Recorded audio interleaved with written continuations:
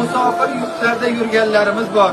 Oilasini haloldan boqaman deb kunni kun, tunni tun demasdan, sovuqni sovuq, issini issiq demasdan, mana shu qahraton qish kunlarida uzoq yurtlarda ishlab yurganlar bor.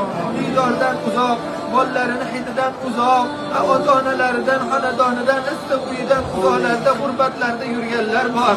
Allohim shularni hammalarini yurgan turgan joylarda samoviy aroziy baloyi ofat kulfatlardan asragin. Uning ofiyat bergin, salomatlik bergin. Musofir yurtlarda, g'urbat joylarda och nahor, sarson sargardon Allohim hasta bemor qilib qoldirib qo'ymagin. Musofir yurtlarda birovni qo'liga qaraydigan qilib qo'ymagin. Allohim ana shu musofir yurtlarda ham ibodatlarda mustahkam bo'lib, aziz bo'lib, hurmati bilan o'zingga duoda, iltijoda halol yurib, yorug' yuz bilan oilalarni bag'riga qaytishlarini nasibim muyassar qilgin.